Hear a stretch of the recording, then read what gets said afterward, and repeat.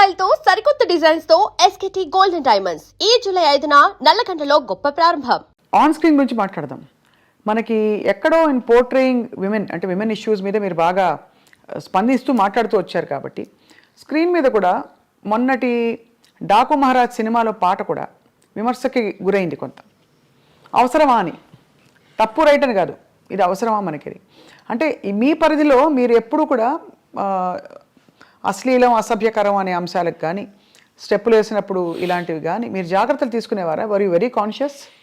డెఫినెట్గా very conscious. అంటే నాకు ఒక్క సినిమాకి నాకు కోపం వచ్చి తీసాను,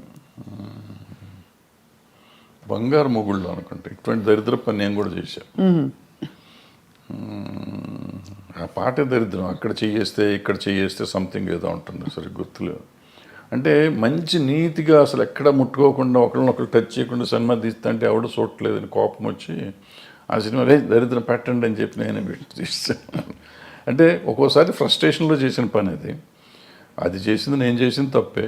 బట్ ఇవాళ వాళ్ళు చేసిన తప్పండి. ఇప్పుడు నాకు వయసు అయిపోయి నేను సినిమాలు లేవు కాబట్టి వాళ్ళు చేసిన తప్పండి. ఇవాళ చిరంజీవి గారు ఠాగూర్లోనో దేంట్లోనో అదేదో సినిమా పాట ఏదో ఉంటుంది ఉంటే నేను అప్పుడు కామెంట్ చేశాను, అంత అద్భుతమైన సినిమాలు ఇది ఏంటండి అని చెప్పి. ఆ తర్వాత వాళ్ళంతా ట్రోల్ చేశారు. అట్లాగే బాలకృష్ణ గారు మొన్న ఆ సినిమాలో కూడా అది అనవసరం, అది ఆయన స్టేచర్కే అనవసరం. అసలు ఇవాళ అటువంటివి చూస్తారు అనుకోవటం అనవసరం. అంతకుముందు ఆయన చేశాడు కదా భగవత్ కేసరి, అద్భుతంగా చేశారు ఆ సినిమా.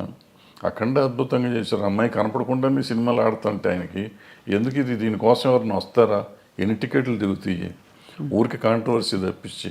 అందులో ఆయన ఎమ్మెల్యే పొలిటీషియన్ అందుకనే కదా సార్ ఇన్ని ఉండగా ఆయనకి అటువంటిది ఆయనే రిజెక్ట్ చేసి ఉంటే పోయేది. లేదు చేసే ప్రొడ్యూసర్లు అడిగారు, డైరెక్టర్లు అడిగారు, డాన్స్ మాస్టర్ అడిగాడు, ఏదో వాళ్ళ గోల మనకెందుకు. కరెక్టే సార్. అంటే ఎంటర్టైన్మెంట్ ప్రపంచమే విస్తరించింది బాగా. నెట్ఫ్లిక్స్లో ఇంట్లోనే మనకి ఫారిన్ అయితే ఎన్నెన్నో రకరకాలు అన్నీ వచ్చినాక అసలు బేసిక్గా ఓటీటీ వచ్చిన తర్వాతమ్మా ఏది తప్పు ఏది ఒప్పు అనేది లేకుండా సెన్సర్ వాళ్ళు కూడా వదిలేస్తున్నారు ఇక అన్నీ పట్టించుకోకుండా. నాకు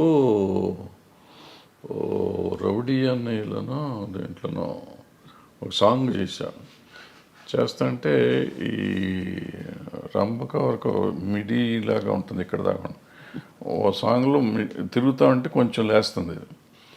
సినిమా రిలీజ్ అయినాక నాకు సెన్సార్ ఆఫీసర్ ఫోన్ చేసి సార్ ఇక్కడ ఎక్కడో ఉంది సార్, ఎవరో జనం అంటున్నారు సార్, కట్ చేయండి సార్ అని. రిలీజ్ అయిన తర్వాత కట్ చేశాను నేను. జస్ట్ ఊరికే మిడి ఇక్కడ ఉంది, అది గాలికి ఎగిరింది, వెళ్తే ఇంతవరకు ఎక్స్పోజ్ అయింది. నేటి దౌర్జన్యం అనే సినిమాలో ఒక సాంగ్లో వాణి విశ్వనాథ్ గారికి స్విమ్మింగ్ సూట్ వేసా, ఒక బిట్ వేస్తే సెన్సార్ కట్ చేశారు. అదే టైంలో బొబ్బిలి రాజాలో ఆమె సినిమా అంతా చొక్కా వేసుకుని కింద ఏమి లేకుండా దివ్యభారతి అది ఫుల్ సినిమా వదిలిపెట్టారు. నాకు ఒక బిట్టు ఏంటంటే దాంట్లో వదిలేరు కదండి అంటే, ఆ సినిమా అంతా దాని మీద ఉంది, నీ సినిమా అది లేదు కదా, ఎందుకు నువ్వు చేయాలంటారు. అదే అంటే నేను ఫైట్ చేసి ఉంటే నాకు వదిలిపెట్టేవారు. ఎందుకు దానివల్ల సినిమా ఆడదని నాకు తెలుసు, ఎందుకు తీసాను నాకు తెలియదు. ఆ రోజు తీసాం అంటే డ్రెస్ చేంజ్లు కావాలంటే సరే తీద్దాంలే అనిపించి తీసాను నేను, కాదన్నారు తీసాం. అదే అంటే ఎక్కడో అక్కడ మరి ఈ అంశం తెరపైకి వస్తూనే ఉంది, ఈ ఎక్స్పోజింగ్ ఎంతవరకు ఉండాలి ఏమిటని. కానీ ఇప్పుడు బాగా టేస్ట్లు మారిపోయాయి సార్. బయట సమాజంలోనే అట్లా తిరుగుతున్నారు కదా. ఇప్పుడు మనం అంటాం ఎక్స్పోజింగ్ అంత బాగా ఎక్కువైపోయింది అంటాం. బయట వాళ్ళ పార్టీలకు వెళ్తే, పబ్బుల్లోకి వెళ్తే మీకు అంతకంటే భయంకరంగా ఉంటున్నారు ఆడపిల్లలు. బట్ అది వాళ్ళ ఇష్టం, మనం ఎవరో అడుగుతానికి హూ ఆర్ యూ టాస్క్, నా కంఫర్ట్ నాది అంటున్నారు. సో ఇప్పుడు మన ఈక్వల్ రైటే కాకుండా నిజంగా కూడా వాళ్ళ కంఫర్ట్, నా ఇష్టం వచ్చిన బట్టలు నేను వేసుకున్నప్పుడు ఆడపిల్లల బట్టలు ఇష్టం వచ్చిన ఆడపిల్లలు ఎందుకు వేసుకోకూడదు. ఈ కొంతమంది ఏమంటారంటే నువ్వు అటు వేయటం వల్లే కదా ఇది జరిగింది, వేయటం వల్ల జరగటం నిన్ను కంట్రోల్ చేసుకోవాల్సిన బాధ్యత నీకు ఉంది కదా. అవును, ఈ సమాజంలో ఉంటే నేను చూసి నేను ఆ అమ్మాయిని చూడగా నాకు ఏదో అయ్యింది అనేది ఆన్సర్ కాదు. బోస్ గారు కరెక్ట్గా రాశారు, you have to control your self. Correct.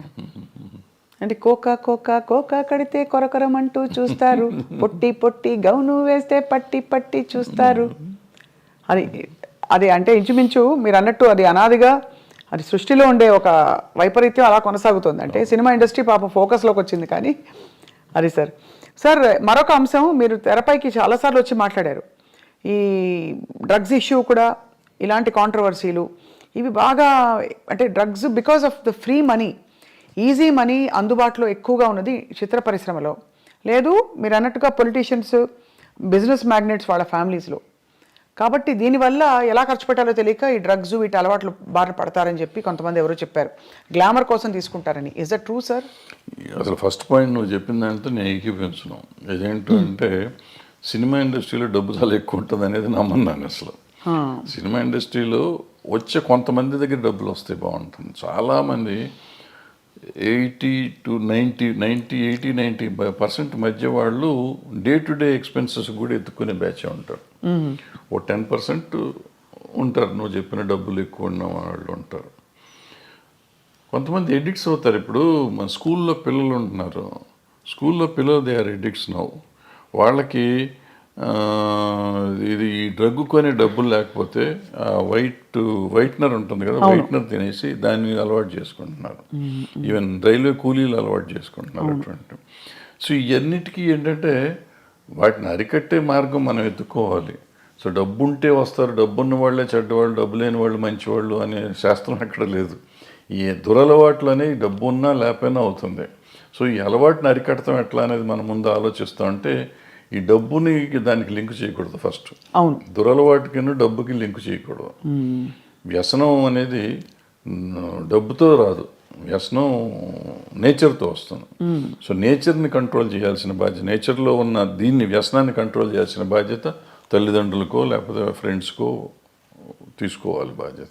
Plus మనం పర్సనల్గా పెరుగుతున్న కొద్దీ చేసుకోవాలి.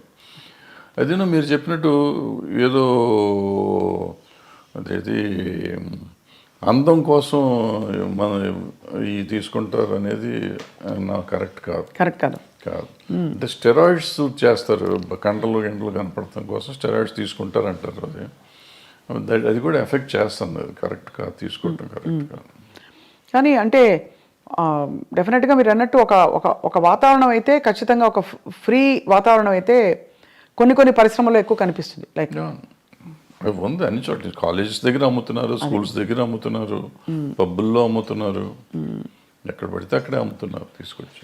సార్ మీరు డబ్బులతో కాదని చెప్పారు, ఆ రోజువారీ సర్వైవల్కే చూస్తున్న వాళ్ళు కూడా చాలా మంది ఉన్నారు ఇండస్ట్రీలో. సార్ సూరి సినిమా టైంలో మీరు ఇబ్బంది పడ్డారా డబ్బులకి?